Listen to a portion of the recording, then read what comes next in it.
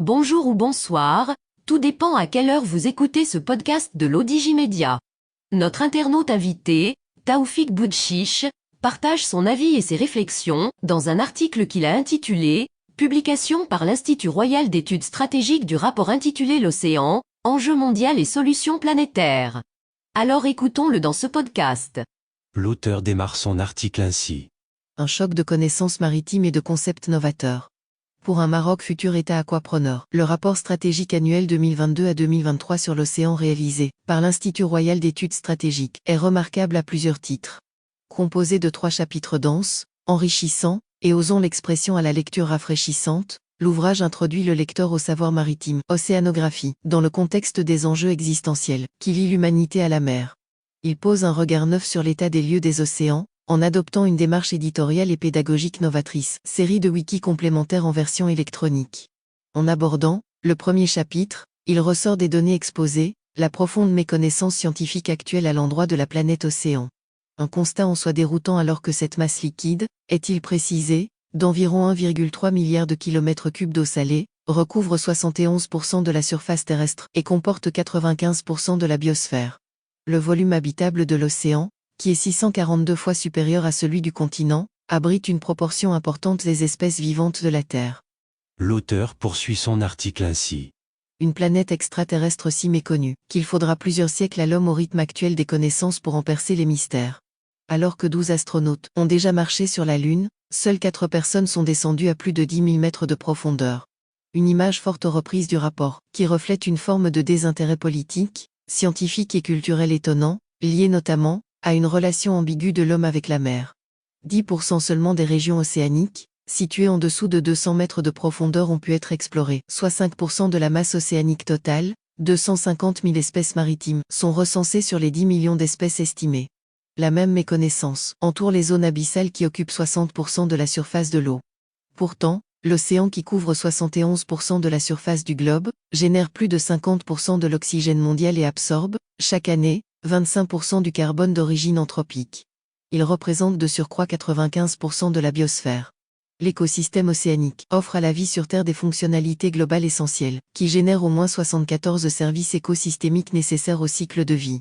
Il s'agit, par exemple, est-il précisé en page 29, des cycles biogéochimiques, cycle de l'eau, cycle du carbone, cycle de l'oxygène, du cycle de vie, flore et faune, et du maintien de la biodiversité, de la production de matière organique, biomasse et de nutriments, ainsi que de la formation et de la stabilisation des sols. Son équilibre est donc essentiel à notre survie. L'auteur ajoute ainsi. À ce sujet, le rapport restitue avec rigueur et précision des données scientifiques essentielles, qui éclairent le lecteur sur l'ensemble des interconnexions existentielles entre l'homme à la mer et celle de la Terre à la mer. Une océanosphère, qui représente 93,9% du volume total de l'hydrosphère de la Terre, eau liquide, solide et gazeuse, étroitement interconnectée par les phénomènes naturels de la cryosphère, l'atmosphère et la lithosphère, érosion, accrétion. Ceux-ci permettent de gérer notamment la vie sur Terre, et de générer des ressources non vivantes tout en jouant un rôle fondamental dans l'habitabilité de la planète, c'est-à-dire sa capacité à accueillir et à développer la vie, en régulant le climat. Après un panorama sur l'état des lieux de l'océan, sont évoqués dans le chapitre 2 les principaux enjeux stratégiques d'avenir. Parmi ceux-ci, la durabilité de l'océan est placée en tête des problématiques en raison des atteintes portées à sa bonne santé. Elles se traduisent par les pressions anthropiques, la maritimisation des activités humaines aggravée par le réchauffement climatique et la désoxygénation. Elles constituent des menaces existentielles qui, selon l'Institut Royal d'Études Stratégiques, devraient inciter à anticiper le devenir de l'océan, selon une vision globale et systémique, celle de l'océanosphère. Les exemples des multiples conséquences des altérations sont bien renseignés tels que la montée du niveau de la mer, la fréquence des événements extrêmes, la toxicité multiple, la raréfaction des populations animales et de la biodiversité, la contamination des poissons, microplastiques, polluants, les rendant impropres à la consommation, la diminution de la pêche et de la transformation des produits de la pêche, la salinisation des zones agricoles, la modification du tracé côtier, les catastrophes naturelles, les sargasses, la submersion. Le rapport rappelle que face à cela, de multiples initiatives internationales sont conduites par plusieurs organisations internationales et celles de la société civile. Mais leur efficacité n'a pas atteint le niveau adéquat pour freiner le recul de la biodiversité marine ou encore l'acidification de l'océan. L'insécurité alimentaire croît dans de nombreux pays côtiers, tandis que toujours plus de plastique et autres polluants finissent leur course dans l'océan. L'auteur précise ainsi. Un constat qui conduit l'Institut royal d'études stratégiques à souligner l'importance de revoir en profondeur le modèle de développement appliqué à l'océan, afin de repenser le rapport de l'humanité à la mer, et de fournir les éléments d'une feuille de route aussi bien mondiale que nationale.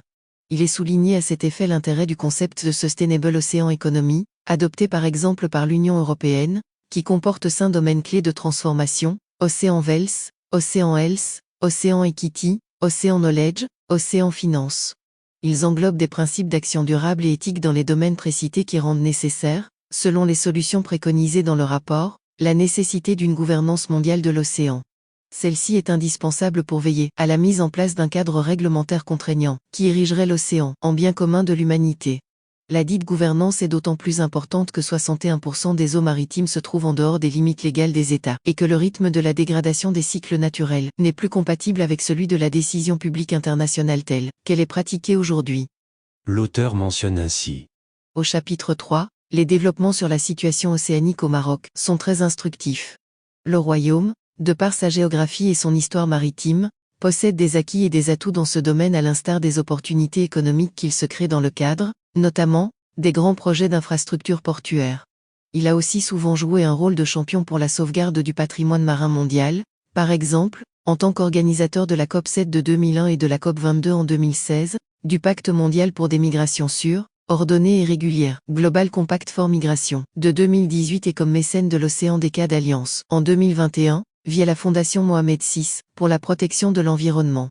En poursuivant dans cette direction, vis-à-vis de la sauvegarde de l'océanosphère, le Maroc pourrait intervenir dans ces 2 zones maritimes d'appartenance, à savoir, la Méditerranée et l'Atlantique Nord.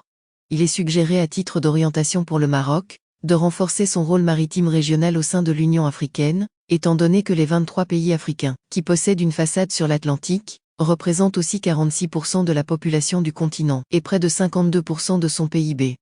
Parmi les missions que le Royaume pourrait endosser, figure celui de piloter les travaux du groupe de travail spécial stratégique chargé de jeter les bases de la zone maritime exclusive commune de l'Afrique. Et, au niveau des communautés économiques régionales, le Maroc pourrait être à l'initiative d'un pôle océan opérationnel sur la façade atlantique. Il ferait office à la fois de cluster des industries maritimes de la sous-région, d'interface robuste entre les chercheurs et les décideurs, d'outils de recherche et de diffusion de connaissances. Pour conclure, l'auteur résume son article ainsi. En conclusion, des éléments de feuille de route sont exposés, en vue de faire du Maroc l'un des premiers États aquapreneurs. À cette fin, il est suggéré par exemple un changement de paradigme, voire d'opérer une révolution culturelle par laquelle le territoire marocain deviendrait une nouvelle richesse patrimoniale, à protéger et à utiliser parcimonieusement, afin de sortir de l'anthropocène et de son économie de la prédation. Et, comme souligné en introduction du rapport, si l'océan est l'enjeu, il est aussi la solution pour ralentir le changement climatique. Cela permettrait de donner à l'humanité le temps de transformer ses modes de vie et de développer une civilisation plus responsable envers la planète et envers les générations futures. Rédigé par Taoufik Boudchiche et lu par l'intelligence artificielle de l'ODJ Media. Merci d'avoir écouté ce podcast de l'ODJ Media, ce bouquet de supports numériques, portail, magazine mensuel connecté, web radio et web TV. N'oubliez pas de télécharger notre application l'ODJ Mobile sur Play Store et de vous abonner à notre chaîne YouTube l'ODJ TV. Vous pouvez, aussi, nous suivre sur nos réseaux sociaux, Instagram, Facebook, TikTok, LinkedIn et Twitter. Ou encore, vous inscrire sur notre newsletter quotidienne à partir du portail l'odj.ma. Alors, on se dit au prochain podcast de nos internautes invités. Et à très bientôt, si et seulement si vous le voulez bien.